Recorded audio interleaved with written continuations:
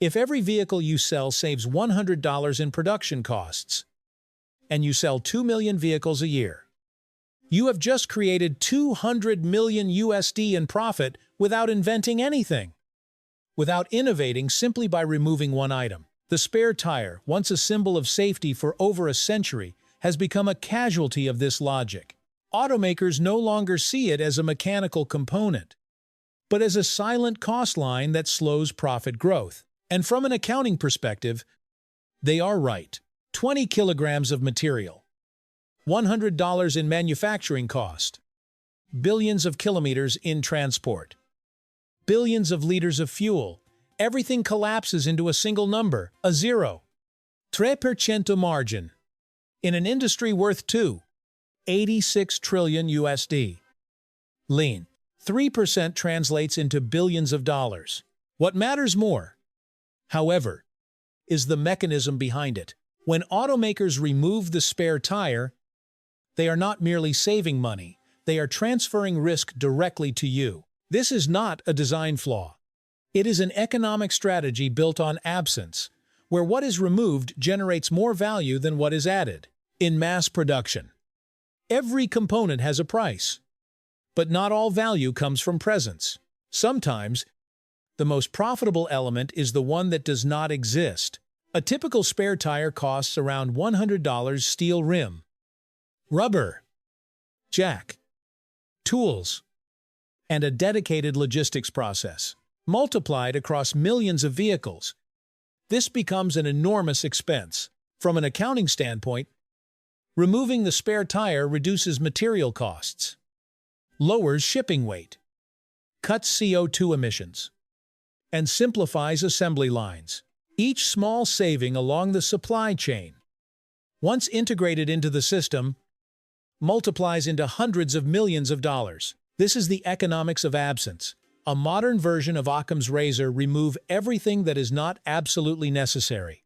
But unlike philosophy, where the goal is clarity of thought, here the goal is maximizing profit margin. An automaker may publicly frame the decision as weight optimization for fuel efficiency. But in reality, lighter weight benefits not only the environment, it also lightens the balance sheet. By selling cars without a fifth wheel, manufacturers do not lose customers because the consumer system has already been conditioned to accept the omission. The average driver experiences a tire blowout less than once every 6 years. Meanwhile, carrying a spare tire makes the vehicle heavier, consumes more fuel, and wastes energy throughout its entire lifespan. Mathematically, then, consumers are participating in a probability game. Assume probability of a blowout equals 0. 0, 1. Roadside tire replacement cost equals $100. Fuel savings from removing the spare equals $50 per year. Over 6 years, the expected value of the risk is roughly $1 per year. From a game theory perspective, automakers act as the house. They know most players will never experience a failure.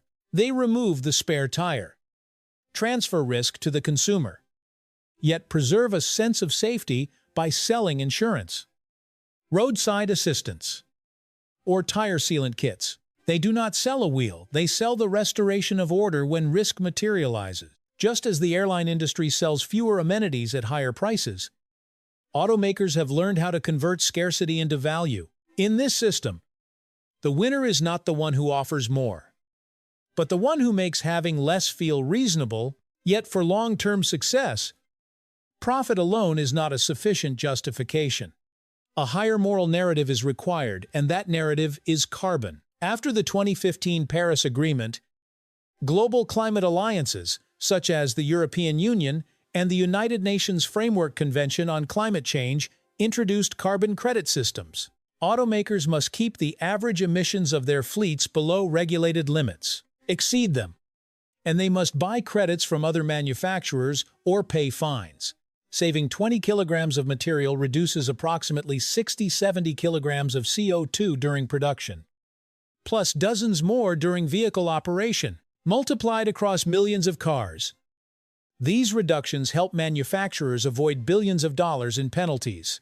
Thus, Eliminating the spare tire is not just an economic optimization, it is a geopolitical strategy. On the global map, factories in Detroit or Wolfsburg no longer merely produce cars, they produce carbon points. One manufacturer can sell emission allowances to another, much like trading digital currency. In this context, every 20 kilograms of metal saved becomes a form of diplomatic investment.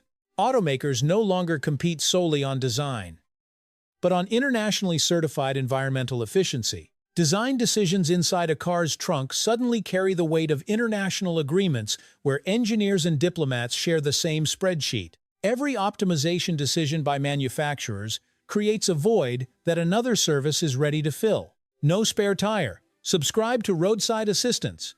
No jack. Upgrade to comprehensive coverage. No mechanical tools.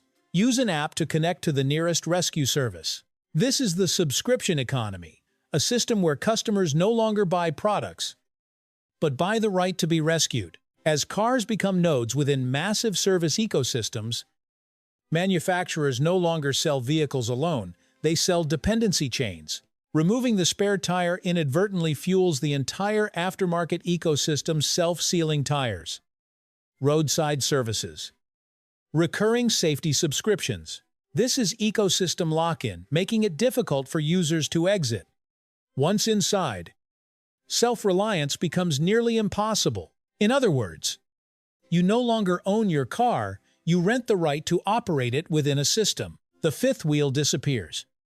And with it, the illusion that you were ever fully free. The spare tire did not vanish because it was useless, but because it stopped being profitable. In the modern economy, everything has a price, even risk. We are not just buying cars.